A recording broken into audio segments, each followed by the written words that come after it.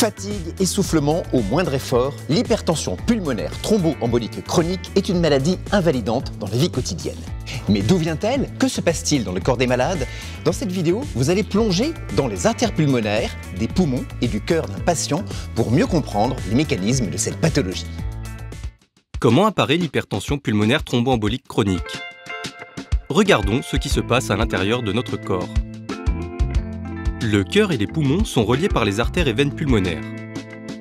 Les artères pulmonaires conduisent le sang du cœur vers les poumons, où il se charge en oxygène. Mais dans le cas de l'hypertension pulmonaire thromboembolique chronique, certaines branches de ces artères se bouchent, parfois par un antécédent d'embolie pulmonaire aiguë. Un bouchon dû à un caillot sanguin devenu fibreux peut empêcher le sang de circuler normalement dans les artères pulmonaires, car la paroi de celle-ci s'épaissit, réduisant le passage du sang, la pression sanguine augmente et le cœur doit fournir plus d'efforts. Résultat, le ventricule droit doit fournir plus d'efforts et donc grossit et s'affaiblit au cours du temps. Voilà pourquoi les patients atteints de cette maladie sont souvent essoufflés. Pour évaluer le degré de gravité de la maladie, les spécialistes utilisent la classification fonctionnelle de l'Organisation mondiale de la santé, aussi appelée classification OMS. En classe fonctionnelle 1, le patient ne ressent aucun symptôme, ni pendant ses activités, ni au repos.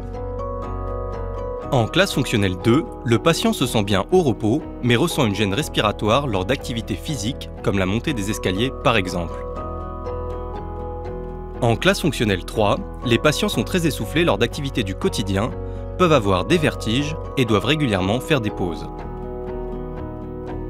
Enfin, en classe fonctionnelle 4, les patients ont des symptômes, même au repos.